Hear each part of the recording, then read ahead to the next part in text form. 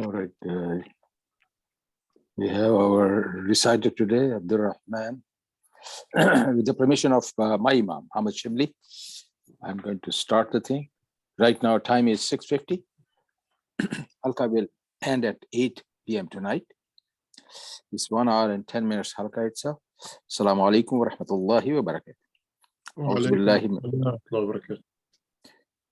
billahi minash shaitanir rajim. Bismillahir rahmanir rahim. Today is Saturday. It's 7th of Jamadul Awwal, 1443. 11th of December, 2021. With the permission of all Shaykhs, my respected brothers and sisters, welcome to our Halaqah. I have the honor and privilege to introduce today's Halaqah number 6 to 8. Our honored speaker tonight is Sister Maha. She'll be blessing us with her sermon today. Our topic is questioning our parenting perceptions. So may Allah bless you, Sister, for your contribution to this halqa itself. Then we have reciter tonight is going to be Sheikh Abdul Rahman. I think he has appeared many times in our halqa, mashallah, I think. Thank you so much for coming to this halqa, Sheikh Abdul Rahman, for your recitation in this session. May Allah bless you and your parents for that. Then we have our Imam, Ahmad Shibli, appearing for 344th time tonight, doing the same thing he does beautifully all the time, the recitation which is done. He does the translation, tafsir, and summary of the ayah recited itself. So may Allah bless you, my Imam, you for your contribution to this halqa with all the pre-engagement that you have with the Islamic Society of Central Jersey. Must really make room for us. Mashallah, may Allah bless you and your family for that, please. And as the timeline goes, we have the same timeline that we always have. That please follow the timeline, and we have Imam Muhammad already there too. So Imam, the floor belongs to Imam Muhammad. Please go ahead, Imam Muhammad, please. Jazakallah khair, Brother Abdul Majid. I am on the Turkish Masjid. They have fundraising dinner tonight, and I try, inshallah, I will be with you, but I will follow the program. All right. Sheikh Abdul Rahman, assalamu alaikum. We can hear you, Abdul Rahman. Mute, Sheikh Abdul Rahman. You are mute, Sheikh Abdul Rahman. حياكم الله. Jazakallah khair. إن شاء الله تفضل شيخ عبد الرحمن. إن شاء الله ماذا تقرأ؟ ماذا ستقرأ إن شاء الله؟ نقرأ من سورة القيامة إن شاء الله. مناسب؟ تفضل. إذا بتحبوا مكان آخر نقرأ إن شاء الله. لا والله، ولكن أفضل أن تقرأ السورة كاملة، هي ما هي طويلة. نعم إن شاء الله تعالى، سورة القيامة كاملة إن شاء الله تعالى. تفضل إن شاء الله. أعوذ بالله من الشيطان الرجيم. بسم الله الرحمن الرحيم. لا أقسم بيوم القيامة ولا أقسم بالنفس اللوامة. أيحسب الإنسان أن لن نجمع عظامه بلى قادرين على أن نسوي بنانه بل يريد الإنسان ليفجر أمامه يسأل أيان يوم القيامة فإذا برق البصر وخسف القمر وجمع الشمس والقمر يقول الإنسان يومئذ أين المفر كلا لا وزر إلى ربك يومئذ المستقر ينبأ الإنسان يومئذ بما قدم وأخر بل الإنسان على نفسه بصيرة ولو ألقى معاذيره لا تحرك به لسانك لتعجل به إن علينا جمعه وقرآنه فإذا قرأناه فاتبع قرآنه ثم إن علينا بيانه كلا بل تحبون العاجلة وتذرون الآخرة وجوه يومئذ ناظرة إلى ربها ناظرة ووجوه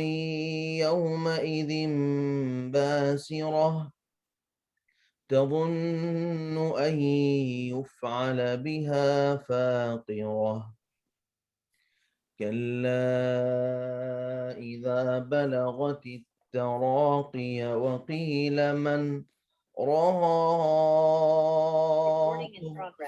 وظن أنه الفراق والتفت الساق بالساق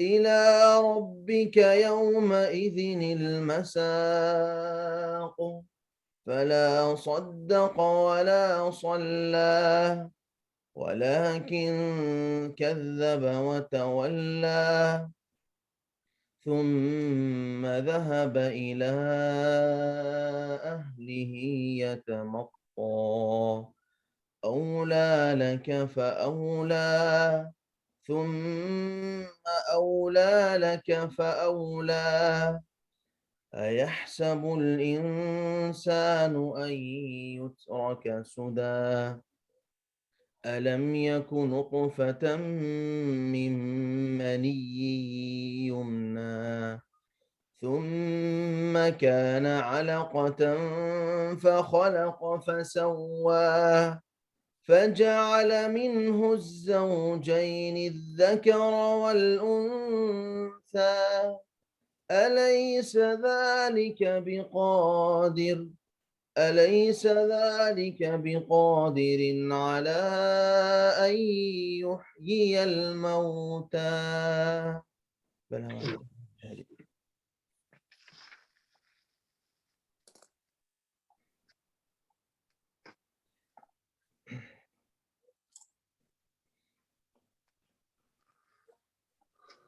صدق الله العظيم.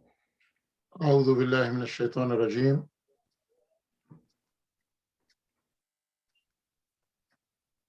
بسم الله الرحمن الرحيم. الحمد لله رب العالمين، والصلاة والسلام على أشرف المرسلين سيدنا محمد وعلى آله وصحبه ومن سار على هديه إلى يوم الدين، وأشهد أن لا إله إلا الله وأشهد أن محمدا عبده ورسوله. رب اشرح لي صدري ويسر لي أمري واحلل عقدة من لساني يفقهوا قولي. My dear respected Imams, my dear brothers and sisters in Islam, our beloved nephew Ahmad, especially tonight, let me greet Fadilat Sheikh Abdul Rahman through all of you to say Assalamu alaikum wa rahmatullahi ta'ala wa barakatuh. Walaikum salam wa rahmatullah. You heard the request of Imam Muhammad Shibli to Fadilat Sheikh Abdul Rahman to recite the entire surah. We call it Surah Al-Qiyamah, which means the day of judgment. And this surah, subhanallah, have 40 verses. Try to remember Surah Al-Qiyamah has 40 verses as the age of Rasulullah sallallahu alaihi wasallam, when Allah subhanahu wa ta'ala called him Ya ayyuhal muddathir, Ya ayyuhal muzammil, to be a prophet and messenger. And I will say again, ya subhanallah, if you hear the surah by your heart, yes, we hear the surah by our ears, and we can see the verses that Brother Al-Majid every night request us to open the Quran Kareem, and I do have my Quran Kareem in front of me, to see the verses and the ayat and the word and the letter was recited by the reciter, and to know, to read between lines and to reflect on it. The reason I am saying this, because after Surah Al-Qiyamah, you will find your name there. The complete surah after Surah Al-Qiyamah, it's your surah. Imam, what do you mean my surah? It is Surah Al-Insan. هل أتى على الإنسان حين من الدهر لم يكن شيئا مذكورا. And last night, subhanallah, I did say the entire count, the entire creation of Allah, the entire world, Allah subhanahu wa ta'ala created that to serve you as insan. But some of the insan, God forbid, reject what Allah gave. Some of the insan try to do certain percent. Some of the insan like to do everything. And ya subhanallah, which mean the subject or some of the subject of this surah, Surah Al-Qiyamah, talking about the day of judgment and all the sign or some of the sign of the day of judgment, the moon, the sun, and speaking about the insan, you and me as a human being. And subhanallah, Allah subhanahu wa ta'ala in the end of the surah spoke about the Quran Kareem, which means tonight, try to reflect by yourself. Do we believe on the day of judgment? The answer is yes. Do we believe in all the signs of the day of judgment? Some of them many signs, some of them a great sign. علامات القيامة الصغرى والكبرى. Yes, we do. And do we believe how Allah subhanahu wa ta'ala created us and He is able to bring us back? And Allah subhanahu wa ta'ala is able to do all this thing? The answer is yes.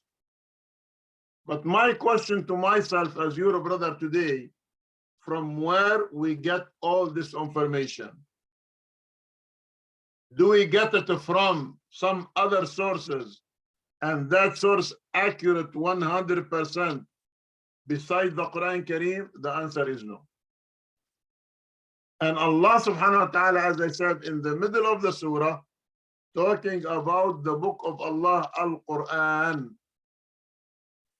And when Allah ordered us to read the Quran, memorize the Quran, listening to the Quran Kareem, let us do it slowly and nicely and tartil, and don't make istajal, don't speed too much. And I believe many imam, include my imam, my brother Islam, brother Mubin, Jazallah khair, in many halaqah said, the goal in Ramadan is not to finish the whole Quran, but you can do that if you wish. The goal of in the Ramadan, not to listen to whole the Quran Kareem 30 juz'ah, as mashallah Fadil Sheikh Abdul Rahman was reciting the Quran Kareem in Zubaydah Foundation. But the goal in Ramadan to understand as much as you can from the Quran. And my dear brothers and sisters in Islam, by believing in the Day of Judgment, believing in the Allah subhanahu wa ta'ala, how He created me and you as insan, and believe in the Quran Kareem, that is the 3 points I wish and I pray to Allah subhanahu wa ta'ala for all of us to reflect on them, to believe in them, and in the Day of Judgment, insan will be questioned about, do you believe in the Day of Judgment? Do you believe in the Quran Kareem? Do you implement what Allah gave it to you in the Quran Kareem? If the answer is yes, we say Alhamdulillah, and on the day of the judgment, Allah subhanahu wa ta'ala will give us our book, inshallah, in our right hand. Inshallah in our right hand, inshallah in our right hand. And the angel will tell us, read your book. And the Prophet Muhammad said in the hadith, فَمَنْ وَجَدَ خَيْرًا فَلْيَحْمَدِ اللَّهِ. If you find something good and you like it written in your book, because you are the author of your book, and you will find something good, looks like Salah, Siyam, Zakah, Hajj, Umrah, Halaqah, attending this in the Quran Kareem, be kind to the people, help the poor, and all this thing, that is a good. Say Alhamdulillah, I find something good.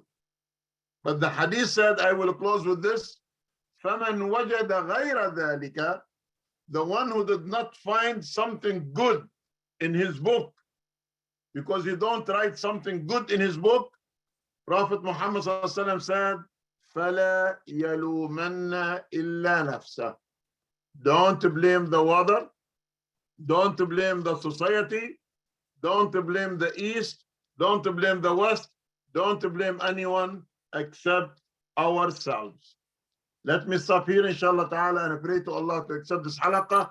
Pray to Allah to reward all of you, and a special reward to the speaker and to the reciter. أقول قولي هذا وأستغفر الله لي ولكم فاستغفروه يغفر لكم والسلام عليكم ورحمة الله تعالى وبركاته. Well, Jazakallah khair, my Imam, for doing a beautiful tafsir, Surah Qiyamah, which is Surah number 75. And as my Imam already explained that, it has 40 ayah. He covered those. So mashallah, I think thank you so much, Imam Muhammad, for doing all these things for us. Now, if Imam Muhammad is listening, looks like he's in a fundraiser somewhere. So if he does not listen to me, I will introduce his sister Maha itself. I think I'll give the honor to our sister Hala, if she can do that. Where is she? Sister Hala, can you kindly introduce her? Because you're sister night, so I don't want to interject myself as a male to female. Jazakallah khair. Assalamu alaikum, Sister Wa alaikum Maha. assalam. How are you? Thank you, Brother Abdul Majid. وعليكم السلام ورحمة الله وبركاته. Welcome to our halaqah. I'm sorry I didn't get any of your background. Sister Noor knows more. Sister Noor, would you like to tell us a little bit about Sister Maha? Sorry, I have a new phone. I'm trying to get used to it. Actually, she's been here before. This is not her first time. And she was talking about parenting before, and people had asked more about it. And there are many more things. Sister Samina knows more now. She's here, so I will let her and the other sister tell more about her. Okay, great. اتفضلي. Jazakallah.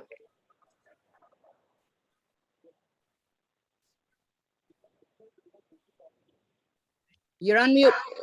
Yes, Sister Samina, you're mute. Oh yeah, no, I'm Yeah, sorry. you please introduce not only yourself, but also Yeah, tonight I'm sorry. I'm speaker too. trying to be in where I mean, she had been here for many times, our Right, sister right. Maha itself. That's correct. But because of the protocol issue itself, it's a sister's night. So I think it's our privilege to have sisters introducing sister itself. Yeah. no. Jazakallah khair. Thank you. Jazakallah khair. Jazakallah khair. So I'll actually let Sister Maha start, but I don't know if you can hear me or not. Sister Maha, We can hear you. We can Okay. hear you loud and clear. Yeah, it's mashallah. She's been speaker for several organizations, even one that I'm a board member of, and she brings a really good perspective on parenting, and not with the normal things that we hear. But today, inshallah, she'll continue the talk that she had continued before, which was several questions to ask ourselves about parenting. And I think we got through two of them, and there was three more. So, Sister Maha, I'll let you get started then. Jazakallah khair. Assalamu alaikum wa rahmatullah again. Thank you for inviting me to be among you. It's my pleasure and my honor. And just a quick clarification and a disclaim.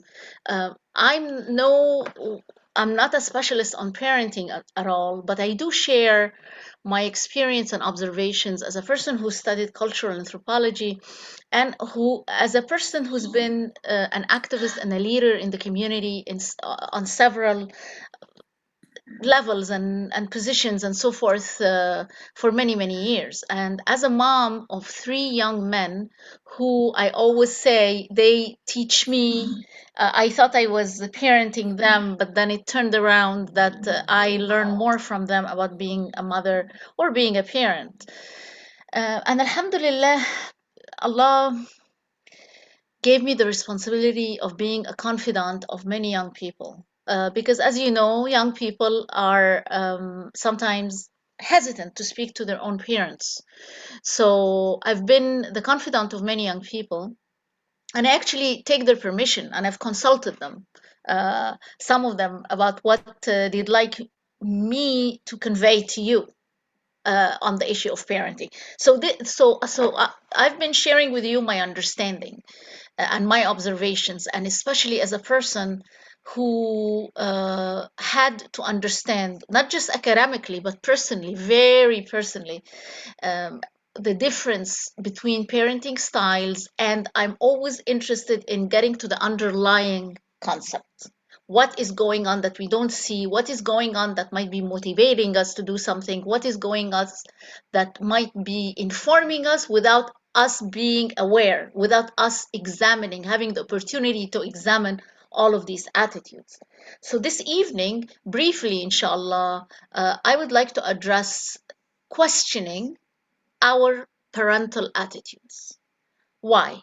Because if most of us, and you're more, and please correct me, Sister Hala and anyone, and Sister Noor and Sister Samina, if many of us came from an Eastern or a Southern global South, background, then we might have been influenced by an attitude on parenting that actually is exactly the opposite of the normative, conventional Western attitude about parenting.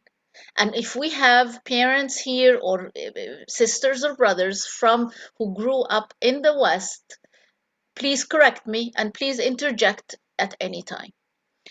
But I'm so what I'm sharing with you is an understanding that came about after numerous situations of conflict, of suffering, of confusion, of discussions, of discourse, of studies, of research, and so on and so forth.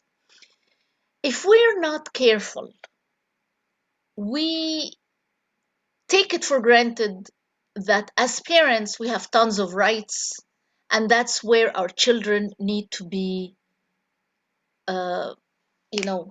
sort of on the page with that. I'm a parent, I'm a mom, I'm a dad, I'm a grandparent, and I come with rights. Like people in the court say, I'm so and so, and I come with my client, or I'm the lawyer for so and so. You come with rights. Or I'm police officer so and so, and I'm here for this job. Well, as parents, we don't say this 24/7, and we don't, as when we have babies, they're babies. We don't tell them, listen, dude, listen, baby, listen, infant. I'm a mom, and I come with rights, and my rights are gonna be so enormous that you will be overwhelmed. throughout the rest of your life, especially if you're not raised in a majority Eastern or Southern, global South, again, non-Western milieu, ambience, and community. What happens is there is something called filial piety. Anybody familiar with this? If you are, kindly unmute and feel free to turn your camera on because this is a discussion. So go ahead, please. What is that? What term did you use? Can you just again use that for us? It's a term, it's filial piety. Now, filial piety, unless anybody here amongst us is Chinese, Uyghur or Muslim Chinese, or do we have any Chinese? Because No, I'm we not. we don't have any Chinese. Okay, because we do have, of course, a sizable Chinese Muslim community members, but so I would have invited them to tell us more about their experience. Why am I mentioning this? Because I'm bringing to you an extreme example that exists despite political, economic, and one of the biggest revolutions on earth, the Chinese Revolution, that completely banned religion and faith, completely turned around this enormous Chinese society, changed everything upside down, eradicated a lot of traditions. Extreme communist example. You know that, right? At least you know a little bit of China. China went through not just a political and an economic revolution, but a cultural revolution. And you can read up about it, tons and tons of stuff written about it. The China of today is a product of all of this. Of course, China is ancient, but curiously, what we know of today's China is not the ancient history as much as it is the consequences of the post-communist revolution, and especially the cultural revolution. Now, despite the cultural revolution that happened in China, where a lot of things have changed, even the desire to have children has been curtailed. There was a one-child policy in China that has been practiced for decades. Yet, despite all of this political, cultural, economic, just entire civilizational revolution, one thing remained, which is the filial piety. It is almost the worship of parents. Parents come first, but piety, piety, we're familiar with the word piety, except that it is to the ancestors, to your parents. And curiously, I'm going to share with you this interesting anecdote just to put it in perspective. Recently, and I did not double check that, but I did read that. It was a discussion, it was an issue of discussion that recently at the Chinese bar exam, the equivalent of the bar exam where law students sit for an exam, and if you don't pass this exam, you don't become a practicing attorney. There was a very interesting question. And the question went something like this. If there is a fire and you, as a student, the student who's taking the exam, can rescue only one person, who would you rescue? A girlfriend or a mother? I think mother. Sheikh Abdul Majid said mother. I say, of course, mother. A lot of us, I mean, I don't want to assume, I don't want to push concepts and words into your mouth. What would you, first of all, what do you think of this question? And before even just talking about the question itself, I think the definition of the filial piety is a virtue of respect for one's parents, elders, and so on and so forth, right? Not the girlfriend, I think, maybe. Yes, and it goes a little bit beyond respect because culturally speaking, in the Chinese and in some societies, it is almost the worship. Like in fact, in Japan, where there's a lot more freedom and Japan had a different history than China. They did not go through a communist revolution or a cultural revolution or anything like that. There is still remnants of that where when people pray, they pray not to God. The concept of God is replaced by the ancestors. So there is a religious component there where your ancestors take on sort of almost a supernatural presence and importance. So it goes beyond the respect that we might be familiar with. It's a loyalty for life, loyalty to the degree that you heard this question that came about because people were concerned in China that more Chinese young people were influenced by Western values and Western media and Westernization. So the fear is that if somebody were to answer that I will rescue my girlfriend, that this person is not qualified to practice law in China, right? So I took this question and I shared it with some of the young. Of course, I'm talking about when I refer to young people, I'm talking about young Muslim, always Muslim. So I shared it with some young people, starting with my own sons. And my one of my boys said, "What a stupid question! What is this question?" And I'm like, why is he saying stupid? I expected a more. I was hoping that he'd give me a different answer. I was hoping that he'd say, "Of course, my mom," but he didn't. He said, "What a stupid question," and I'm like, tell me more. Tell me more. Why? I know it is a disturbing question, but I didn't know why he was saying a stupid question. We discussed it, and it's not that incident why I'm telling you that as parents we need to learn from our kids who they are, how they're thinking, and what's happening in their lives. The number one. So this actually challenges our own expectations and our own unexamined attitudes about you should do this, you should rescue the mother, of course, you should answer like this, you should feel like this towards your parents, you should. And there is a principle of don't should on people all over the place. It's a play on words. Sister Noor is nodding. Tell us more about this. It's a play on words. And words, it's just, I've heard this before, and words that I don't use, but and don't put your expectations and things on me also. That shoulds, who cares about shoulds, is what we should do. And people say, oh, I should have done this, I should have done that. And that's not really the point of things sometimes. But yeah, it's a play on words for American. Yeah.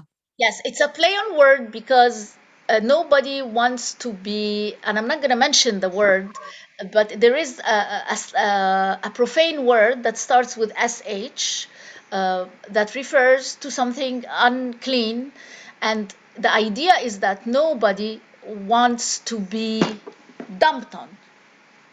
Trash. Let's say, just for for this gathering, let's use a different word, which is trash. Don't dump your trash on other people, right?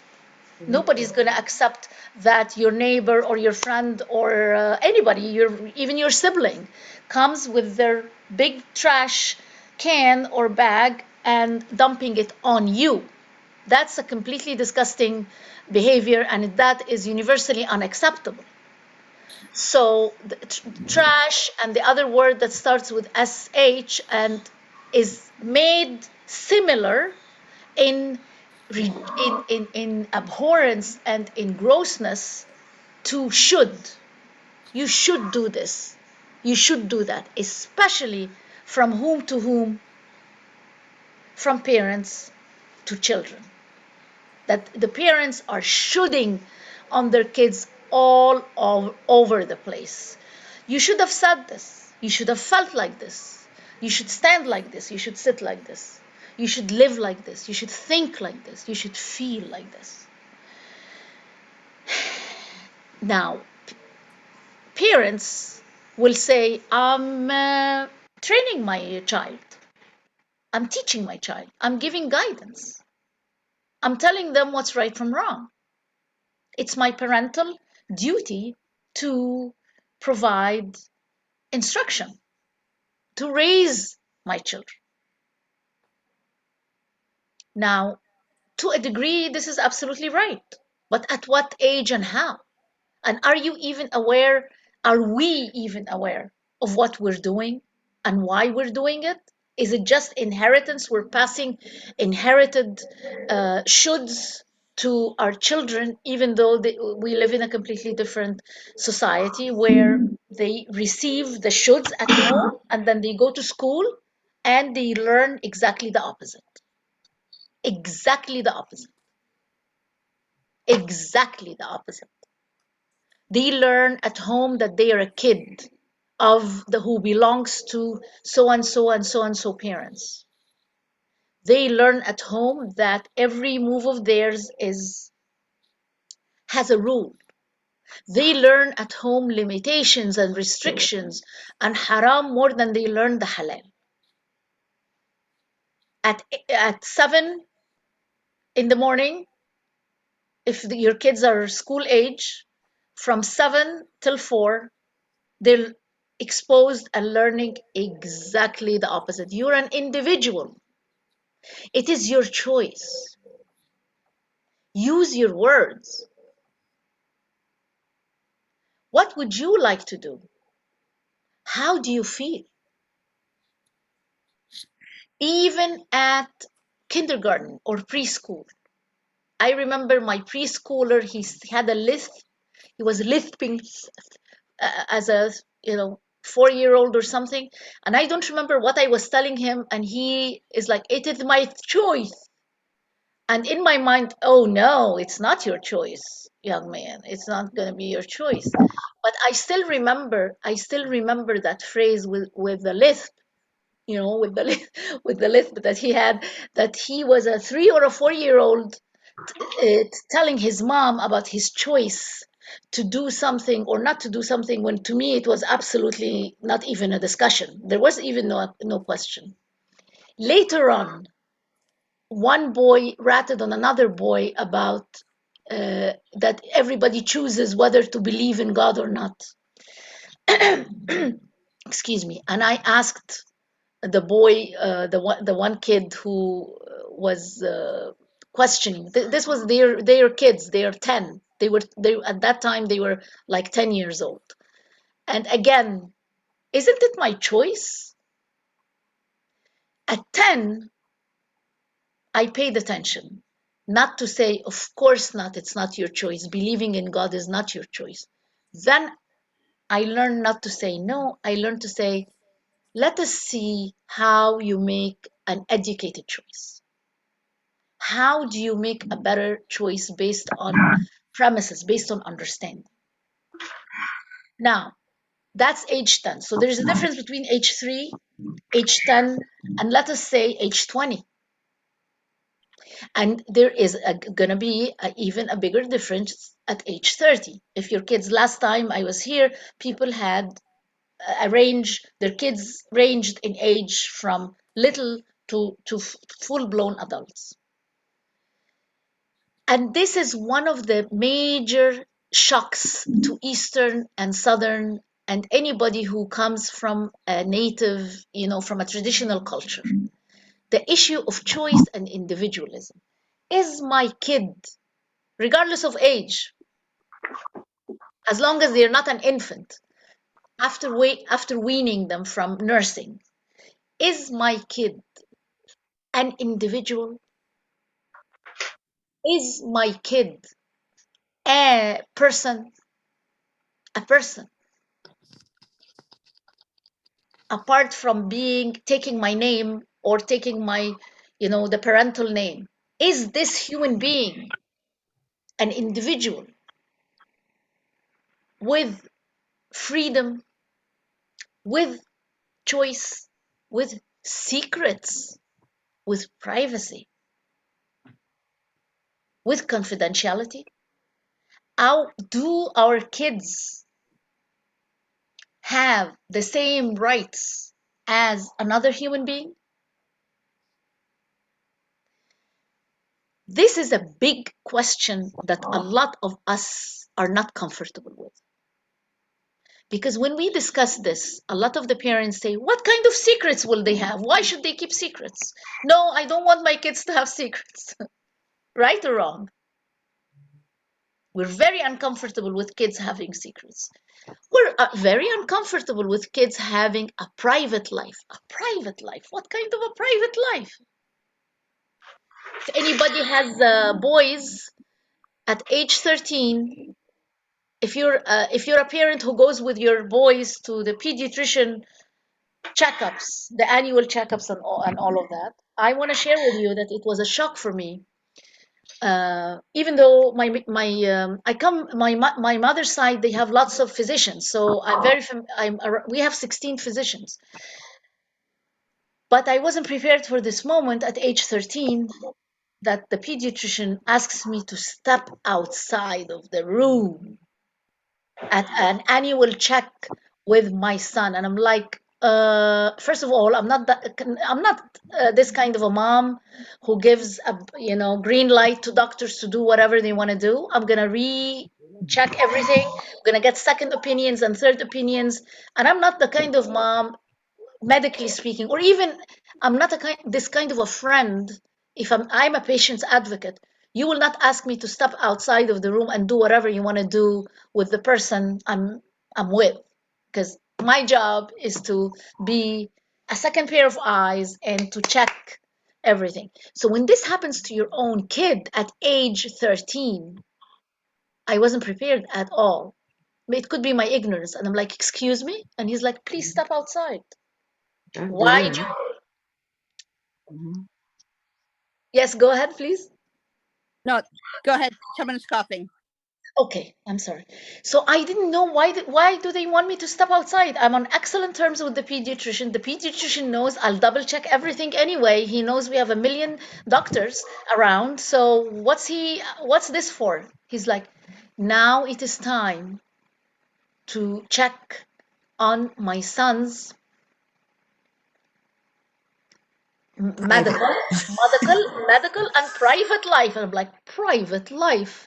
That is interesting. I went outside, and I'm not gonna make a scene, but I had to regain myself and tell myself, Maha, your son has a private life at age 13.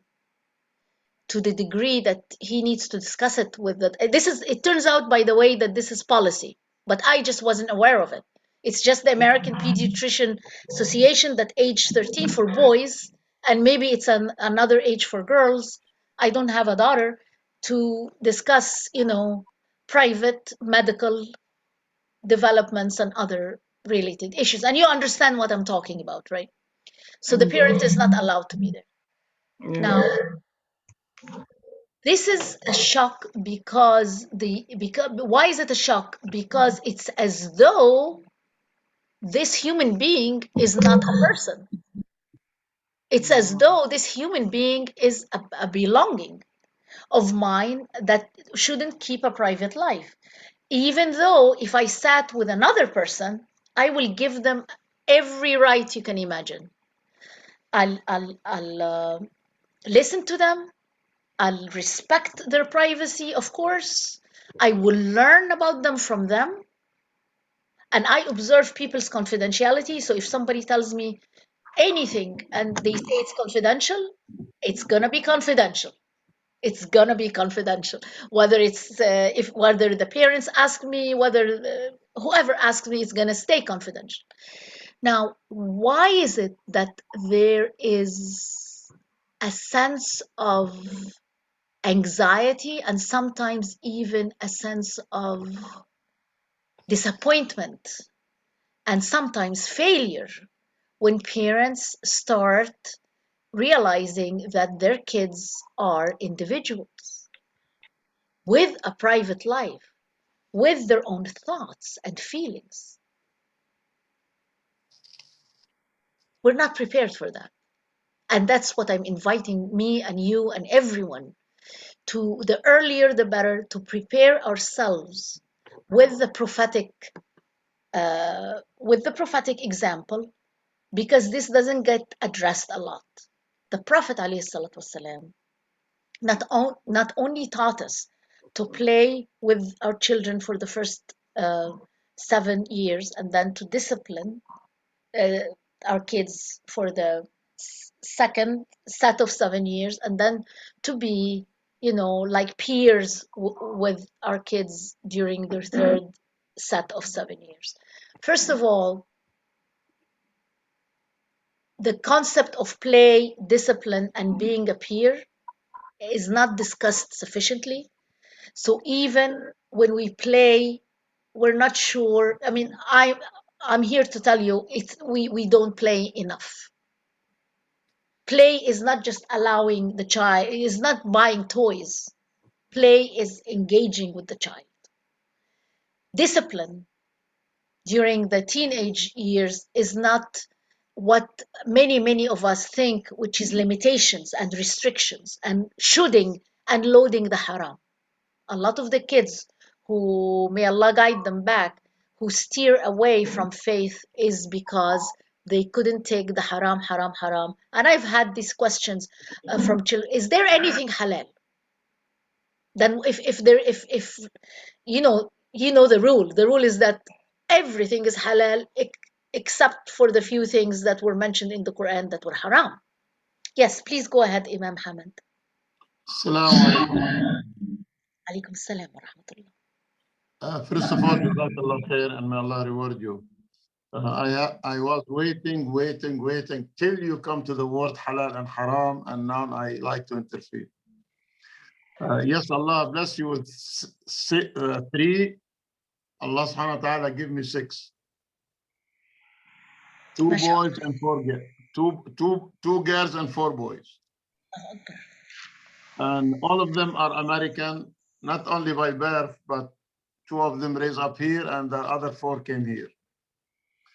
My request to you and to all the parents, with my experience with my kids, give them the halal first before you tell them the haram. Give them everything halal. Their privacy, their bedroom, their book, their travel, their everything as halal, give them as halal. And when they have enough halal, they will never ask you, is anything halal in America? Everything is haram because you come from overseas. That is my point, which means if Allah bless you with kids and grandkids, give them the halal first and insist as much as you can. I don't allow you as my kids to get involved in the haram, because on the day of judgment, if they believe on the day of judgment, I will be questioned about you. كلكم راع وكلكم مسؤول عن رعيته. But my point today, inshallah, before I go to Salat Asha, as I do every night, inshallah ta'ala, little early before the halaqah, give them as much as you can halal, and they will never ask you about the haram, and may Allah reward you, sister. Jazakallah khair. Assalamu alaikum wa rahmatullahi wa barakatuh. Jazana wa iyyakum. Thank you so much. Thank you for this interjection that is absolutely necessary. What happens is that, like Imam Shibli said, our kids, and it's unpredictable. The problem is that it is unpredictable. It's unpredictable how our children will respond to even a basic instruction. Nobody wants to lie about halal and haram, but the whole approach of halal and haram is restrictive to both children and adults, especially if you're struggling with more basic spiritual concepts. If people are struggling with connecting to Allah, with knowing who Allah is, or why did Allah create me in the first place, loading them with rules and laws is not the right approach. And people have been asking about halal and haram now everywhere. And unfortunately, the circles of atheists, may Allah guide them and may Allah help us all, every age group, to be well connected to Allah and come back to the path. But the associations and organizations of ex-Muslims is very disturbing, very disturbing. I don't know if I told you last time we met that there is in North America alone, and I'm not part of it. I don't want to be part of it, but there is a group that of kids, Muslim kids raised here by Muslim parents from Eastern backgrounds, cultural backgrounds, and Southern backgrounds, who call themselves ex-Muslims because of our parents, that they've chosen to step away from the faith. I've learned about this. Oh, it has 90. Several months ago, or maybe a year ago, it had 90,000, 90, almost 100,000 members. These are children, Muslim children of Middle Eastern parents, or other Muslim native culture born Muslim parents who they're old kids, and they have this association to discuss about how they've chosen to leave the faith because of their parents. Yes, go ahead, Sister Helen.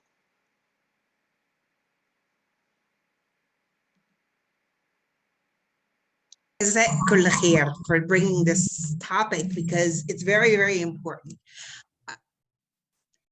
I'm guilty of this. I was raised as you do what as I say, and that's it. Point. That is not right. I understand that, because we're not raising our children as individuals if we don't give them choices from when they're very young. That's why we get into this web that the children, you want us to be individuals, but since we were little, you raised us as if that we don't know any better, and we'll never know any better because we don't have the practice. It's down, pushed down their throat that I am the mother, I am the parent, I know better, you don't. End of story. Right now, I think the Chinese or the other people and things like that, were forced to do that because they realized what you're saying. And jazakallah khair. Thank you. Jazana wa iyyakum. Our children are not, I'll tell you what a lot of children told me, that if you want someone to love you as a parent, as an adult, and to be loyal to you all the time, and Samina has heard me say this before, Sister Samina, get a pet. Don't have a child. You're not ready. Because it's not about you. If you want to have children whose lives revolve around you, the children say, you are not prepared to be a parent. Get a pet. Get a cat, get a dog. The dog, especially a dog, will love you forever. Get busy with a cat or a dog, not a little human being, and then have burden them with your expectations forever and ever and ever and ever. When I thought about this, I found that many of us were not prepared in terms of skills. And especially, just I'll leave it at skills, but maybe mental, emotional skills, psychological skills to raise a family, especially outside of a majority situation. Somebody recently told me that everybody needs, and please correct me if I got the number wrong. What was it? 27 adults who are crucial in their upbringing. But but this is not how the West runs. It's a nuclear family situation. You do not have 27 adults helping you raise the child in a consistent, healthy way, delivering the same message. Not like here, not like now, where the home is X and the school is Y and the street is Z. No congruency, no peace or harmony between what the child is exposed in one place and what the child gets to experience in all of the other outside places. This is why children call themselves home Muslims. Have you heard this? There is a home Muslim, there is a Ramadan Muslim, there is a mosque Muslim. Whereas the young person behaves in one way in these three places during Ramadan, at a mosque or at home, and behaves very differently outside of those three areas. And so I was thinking that a lot of parents are not aware that they might be treating their own kids as vases, a vase, or a piece of furniture at home. The kid is there. I can speak however I want. I can have a fight with my spouse. I can talk on the phone and say whatever it is that I want to talk. Wrong. Yes, Sister Noor is going like this with her finger. Absolutely wrong. Absolutely no. The kid will pick up on that. If you're depressed, if you are in have emotion, you meaning me, meaning every one of us, is going through emotional chaos or something, the kid will pick up on that. If you're having a discussion with your spouse or your siblings or any other adults, the kid will pick up on that.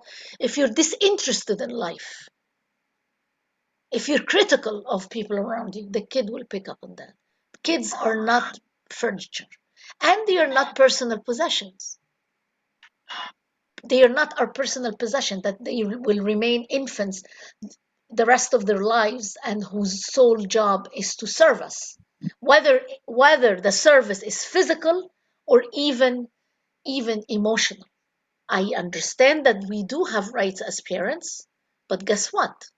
This is not what the society is feeding them with, and you do not want your child to be constantly at war, constantly torn, constantly feeling in conflict. Nobody wants to live in conflict the rest of their lives. So I'm approaching the end of time. Have Imam Jamal. So go ahead, Imam.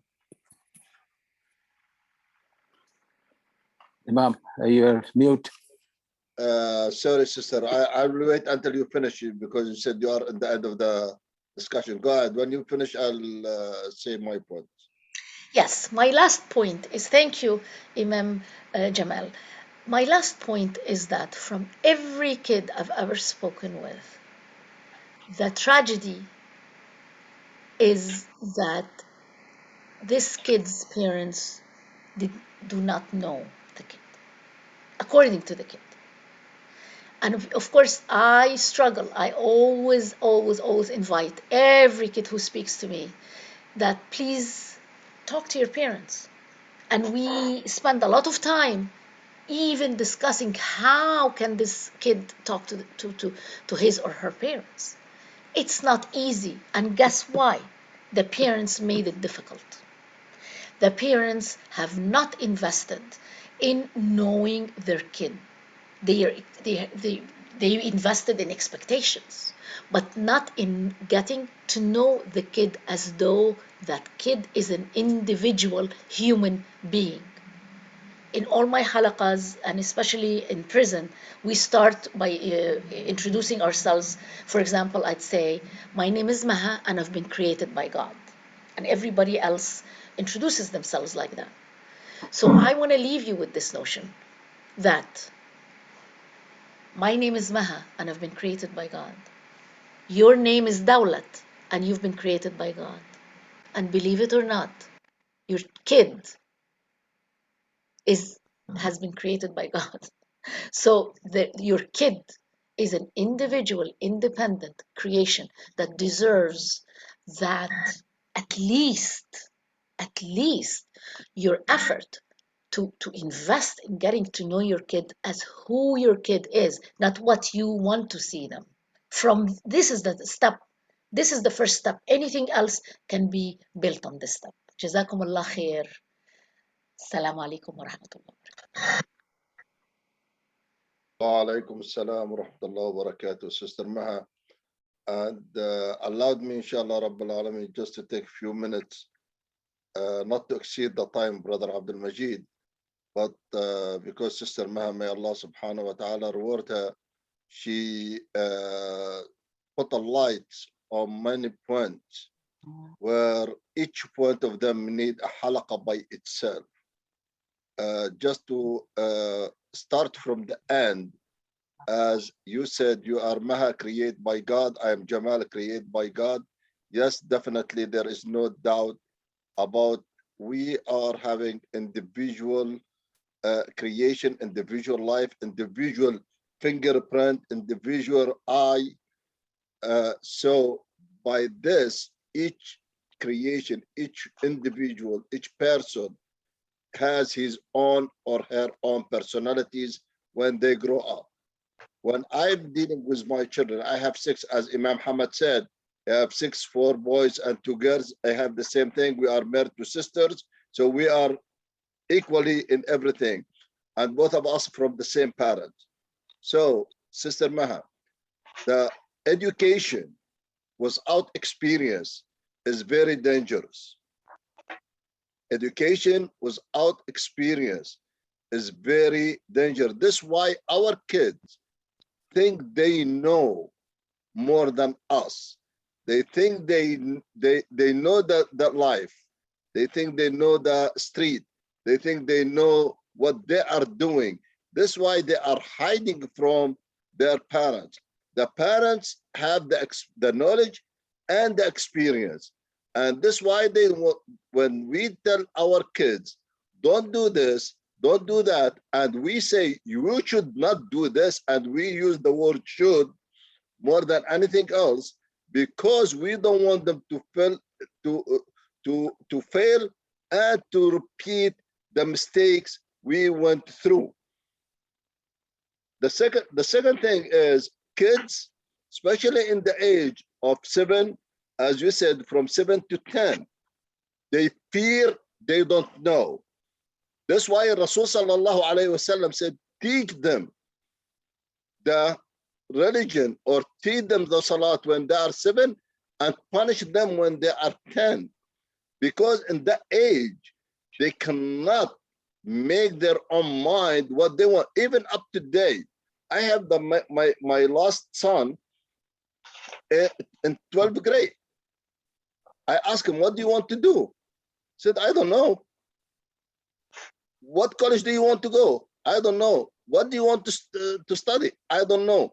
And this is not only him. This is the average person in this age. When I was in high school, I know what I want to do. When we were in a middle school, we know what we were to do, what we were going to do, and what we are going to study. Based on what? Based on the directions. We were forced, maybe, let me use the word forced, we were forced to take it. And this is where we are here now, because we accept the experience of the parents. What happened today in the West, unfortunately, they give the children more right than the parents. And after that, they judge the parents because you don't raise your your kids. I work in a prison. As you mentioned, you work in prison maybe, or you go to the prison. I work in the prison. I am the supervisor chaplain in the prison, in the maximum security prison in New Jersey. I have 1,400 people there. When I studied them, I've been there for 10 years. When I studied them, you know what there were problems? The majority of them, their friends, not their parents. The majority of them, because they did not listen to their parents. And Alhamdulillah Rabbil Alameen, go back to the second point you mentioned, ex-Muslims. Doesn't matter. Let them go to hell. It's up to them. It's their choice. But there are new Muslims are coming to Islam, not by inheritance. That's why they are leaving Islam, because they inherit Islam. By name, they don't accept it. But we are, as you work in the prison and you know how many Muslims are in the prison, there are thousands of Muslims, thousands of non-Muslims, from non-parents Muslim, they are coming to Islam. So don't look at those numbers.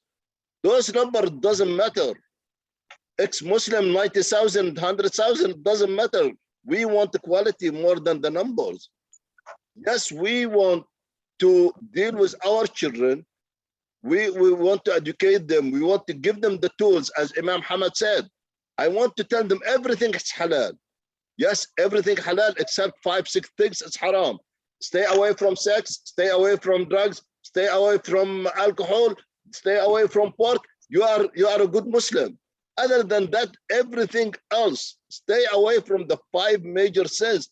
Everything else come back. We know our children between the age 13 to the age 25. Some of them, they are not leaving Islam. I don't want to use the word leaving Islam, but they are not practicing Islam. But when they get married, when they will have a children, they are coming back to Islam because of their children, because now they realize what they need. Now they fulfill their desires, the physical desire, either by drugs or sex or whatever problem they have. If you talk to the children and you ask them what is their problem, why they are having problem with their parents, 2 things, sister. One of them, the parents are not allowing them to have girlfriend or boyfriend, and the second one, they are not allowing them to go out at night. This is the only problems. Other than that, what they want? The parents are paying for their car. The parents are paying for their education. The parents paying for their eating out. What is the problem? Because the children in this age between 13 to 25, only what they want to have fun, and let them go and eat the SH, as you said it.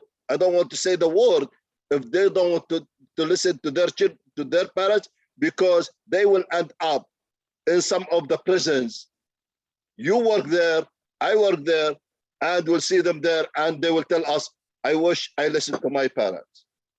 So we cannot give them the full freedom to choose what they want. Yes, we have to educate them, and when they are in age 18 and above, Allah will not ask me about them. Why? Because they are mature, they reach the age of maturity, they are free to choose Islam or not. We are not better than Noah. His son did not believe in him. We are not better than any other prophet. You know, when we read the stories of the prophet, we found many of their families did not believe in them. So let us concentrate on what we can do. Yes, how much we can give our children education with wisdom, and make dua for them. And may Allah subhanahu wa ta'ala reward you for all the point you have touched on. And we ask Allah subhanahu wa ta'ala. The final point I want to mention, sister, you in the beginning, you talk about China. Have you been in China? Okay. I've been in China 100 times. China, I've been in China 100 times. There is no street in Beijing or in Beijing, and this is the main 2 cities I went to, without a restaurant, and they have the signs of halal restaurant on it for Muslims. What we hear from the news, yes, they are abusing Muslims, but where it's in one of the province in near Dagestan, and because they want to be separate from China. I'm not saying that the Chinese are perfect or they are good, no. But living in China, in those, you know, cities, there are almost 40 million Muslims in China. And I went to many masajid, they are practicing their Islam. And you ask Allah subhanahu wa ta'ala to accept from all of us, inshallah, Rabbil Alameen. Jazakallah khair for the lecture. It's a very beautiful lecture. And we ask Allah subhanahu wa ta'ala to reward you. And inshallah, we'll see you again to teach us more about parenting in the West. Yes, we need to educate ourselves. I'm not saying we are perfect also. No, we need to educate ourselves, but also we want to deal with our children. As a parent, they are not my friend. I tell my children, you are not my friend. I can be friendly with you, but you are not my friend. I am your father and you are my son. Even I have a son who's married and who have children, I still tell him, you are not my friend, you are my son. What if somebody hurt you, I will hurt them too, you know? So, and always we look at our children as a young, they don't know, but unfortunately, this is the natural of the parents. We cannot change it. Allah put it in us, and you ask Allah subhanahu wa ta'ala to reward you for that, inshallah, Rabbil Alameen. Jazakum Allah khair, sir. I took more time than I Yeah. Assalamu alaikum. barakatuh. Jazakallah khair, Imam Jamal, for your beautiful, Salam. summary of the whole thing. We are just reading at the end of the halaqah itself as we speak. We should request Sister Maha if she's kind enough to do the final dua itself. Will be appreciated. And Jazakallah khair. Before Sister Maha make the dua, let me ask Sister Maha a personal question. Do you work in the prison, sister? I volunteer there, yes. In New Jersey or somewhere else? No, in Indiana. You are in Indiana? Yes. MashaAllah. Okay, I work in New Jersey. I thought you are in our area in New Jersey. I will pull you and make you a chaplain here then. I would love to visit and I would love to volunteer there as well. Inshallah, we can be in touch through Sister Hala and Sister Noor. Inshallah, Rabbil Alameen. We'll be in touch. If you need anything for the system, please let me know and we'll provide you with all the information you need. Excellent. Thank you so much. May I ask you to please, somebody to read the dua? I have another Zoom meeting, which with your permission, I have to catch. And inshallah, see you soon. Jazakumullah khair for having me amongst you. Thank you Jazakallah very khair. much. Thank you. And come back again here too, please. Salam. We shall request Imam Jamal, please. Close أعوذ the بالله session. من الشيطان الرجيم بسم الله الرحمن الرحيم الحمد لله والصلاة والسلام على رسول الله وعلى آله وصحبه ومن والاه وأشهد أن لا إله إلا الله وأشهد أن محمد رسول الله اللهم اغفر وارحم وأنت خير الراحمين اللهم اغفر وارحم وأنت خير الراحمين اللهم اغفر وارحم وأنت خير الراحمين اللهم إنا نسألك في هذه الساعة المباركة ألا تدع لنا ذنبا إلا غفرته ولا هما إلا فرجته ولا كربا إلا رفعته اللهم تقبل منا واقبلنا وعافنا واعف عنا وتوفنا وأنت راض عنا برحمتك يا أرحم الراحمين ربنا اغفر لنا ولوالدينا ولمن له حق علينا وللمؤمنين والمؤمنات والمسلمين والمسلمات الأحياء منهم والأموات إنك يا ربنا سميع قريب مجيب الدعوات وصلى الله على سيدنا محمد وعلى آله وصحبه أجمعين سبحان ربك رب العزة عما يصفون وسلام على المرسلين وآخر دعوانا أن الحمد لله رب العالمين أعوذ بالله من الشيطان الرجيم بسم الله الرحمن الرحيم والعصر إن الإنسان لفي خسر إلا الذين آمنوا وعملوا الصالحات وتواصوا بالحق وتواصوا بالصبر والسلام عليكم ورحمة الله وبركاته. Our love. Jazakallah khair, Imam Jamal. Sister Fatma, we'll get you next time. Okay? Okay.